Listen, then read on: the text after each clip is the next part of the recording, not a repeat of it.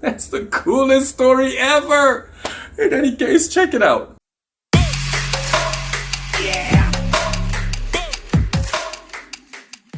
Welcome back to The Angry Teacher. I'm Richard Wilkins, The Angry Teacher, and today I'm just going to give you the second in the series of my favorite short stories. Hang around. It's going to be fun. The first one is Richard Connell's The Most Dangerous Game, man. Everybody knows this one. Well, a lot of people know this one and they like it. I think it's taught in the 10th grade. I can't remember, but whatever. It's one of my favorite short stories where this rich game hunter, goes to Africa annually. What's his name? Hunter Whitney, I believe. He goes to Africa and he hunts game, and this big thing, and he's rich, and that's what he does. He just hunts. But during a storm, he and a friend of his, they fell off the yacht that they were on, and they ended up surviving and swimming to an island that they thought was uninhabited, just to find out that there's a guy there who hunts as well. He hunts human beings, man. I love the irony. With that, I'm not going to tell you how it ends. Read the story. They made a movie in 1932 by Joel McCrea, one of my favorite actors. So, obviously the movie is black and white. I want you to go ahead and check it out. Either the movie or just read the short story. They're both great. By all means, don't forget to like, subscribe, and ring the notification bell for the next Angry Teacher video, because you know what? It's going to be dope, guys. You know this. Number 2, The Revolt of Mother by Mary Wilkins Freeman. I read this. I took a Women in Literature of a certain time period. I don't remember the time periods that we covered in my undergrad, and that class enlightened me, opened my eyes to so much. And this is one of my favorite short stories where Sarah Penn, it's 1890, so it's all about manhood and the homestead. And Sarah Penn, she wanted a new house. She saw her husband and all of the community building a new a structure. Seemingly it was a new barn, and she was in her feelings because things are falling apart around here. Why don't we get a new house? So she keeps asking, and when can we get a new house? Can we make that a new house instead of a new barn? And nothing was coming out of it, and they kept building, and he's like, putting his foot down. No, we're not getting a new house. We're getting a new barn. We need a new barn. So they're both ideologically, I don't know what's going on this morning, trying to figure out who's gonna get the barn or the house, or they're fighting, and not physically, not expressively, vocally, because she can't do much. She's a woman of the time, and so she's taking care of the family. She's talking to people, and she's like, she can't win this. What does she do?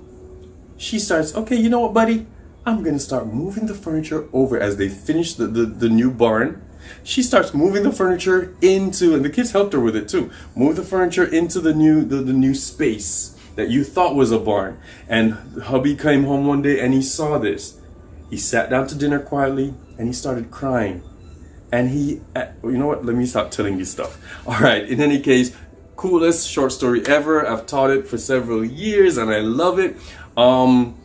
Mary Wilkins Freeman. It shows women's strength, and it doesn't have to be an expressive and outpouring, illicit show of the strength and aggressiveness, but her calm demeanor, and she still won the day. All right, I love it. Mary Wilkins Freeman, like I said, The Revolt of Mother. So it's 1925. Nick and Marjorie are on a boat fishing, and they're just hanging out. Nick is miserable. Marjorie is dreaming of a lofty time, how this could be a castle in this, the world where, with the world were this way, then we would be that way, and all this stuff. She's on the boat talking. They're all fishing. Nick is miserable. You got it. The End of Something by Ernest Hemingway.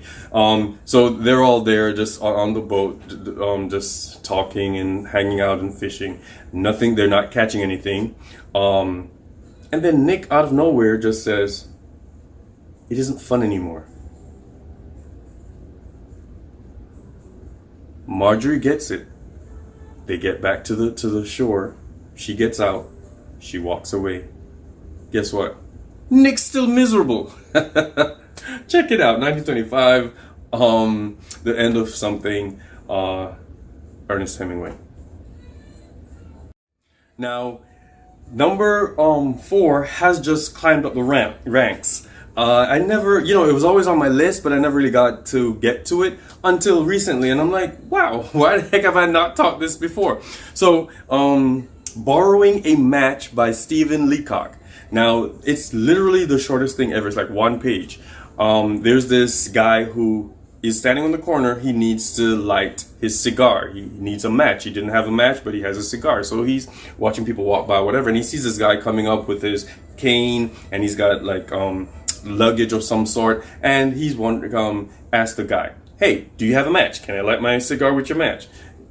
Yeah, okay. So he's like, "Oh, sure. I know I got a match here somewhere." So Buddy's opening up his jacket, and he's checking the pockets, and he's checking, and there's no match. So and there are no names either. Leacock did that. There was no name, no characters. The protagonist doesn't have a name. He's just a man.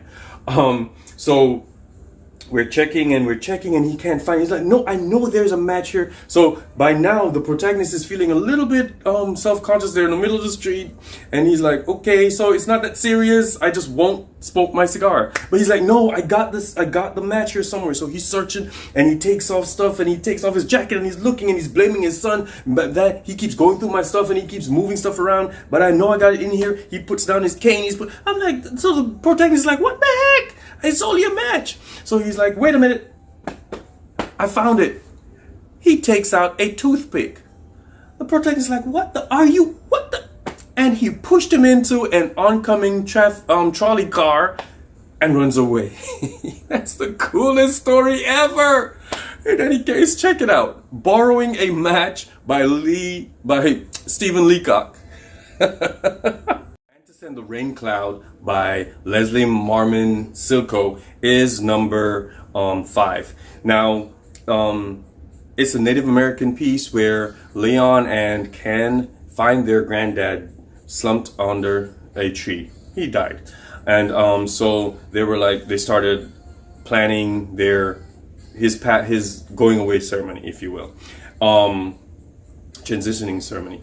And so they're Native Americans in an American space, and so they're what American space, and so they're figuring out how are we gonna do this. And Leon in his head is like, "I know how we're gonna do it. He's Native American. We're gonna send him away our way." So they're contemplating this. They went to the priest to ask for some water to have him sprinkle the holy water. So he's like, "No, I wish he had come to me before, because you know what, I could plan the whole thing. Our community, that's what we do." He came to the Catholic services, so this is how we do in Catholicism. And Leon's like, "Nah, we got this." And he's like, "Okay, I don't know about that." So they go home, and Mom talks about how is it Mom or Leon's wife? I don't remember. She says, "No, just take the water anyway, because Grandpa needs to drink water when he passes over." And they're like, "Okay, fine, we'll just do it that way. Let's take his holy water, his Catholic holy water, and let's do it our way." So they go back, and the priest ended up going to the ceremony, and he's doing his little rites, passing rites. And Leon's just like thinking after the end of it, he's like, "Hey, at least Grandpa got his water to send us some rain. We're still doing our Native American thing. We're still holding on to our culture, and I love it." Man to Send the Rain Clouds by Silko. Okay? Leslie Marmon. The Story of Harrison Bergeron by Kurt Vonnegut is born. It takes flight, where things like beauty, intelligence, these are all things that are considered a handicap. So they're not deemed important, if you will. And so it's a problem. So what they do in that dystopian environment, that is dystopian society, they take people who look good, they take people who are abnormally smart, and they lock them up. They keep them captive. They put corrective apparatus on them and keep them locked away from the rest of society, who I'm taking and they look like, I don't know. I'm gonna leave that alone. So they locked them up. So at 14, Harrison Bergeron was taken into captivity away from his family, and because he was like 7 feet tall, I think. That's already a handicap anyway. He's at least 77 feet tall. He's smart and he's a handsome guy. So he's been locked up for a while. The story goes on, and eventually he breaks out of his captivity. He sees a ballerina dancer on TV at the station. So he breaks out of his captivity. He goes to the station. He sees her. He takes off his corrective apparatus, and he starts dancing with her and just doing him being free and just doing what he wasn't allowed to do because he's different. And so what did they call her? The handicap general, who saw all this and was upset that he escaped and he took off his stuff on national TV, shoots them both. Harrison Bergeron, check it out. And they teach this in 10th grade. So anyway, Harrison Bergeron by Kurt Vonnegut. And I'm not a fan of Vonnegut necessarily, but that was a good one, dude. You did that one. All right, guys, check these short stories out. They're fun to read. They're fun to teach. They're just good reading, good written material. All right? Thanks for coming to class today. Don't forget to go out there and be great.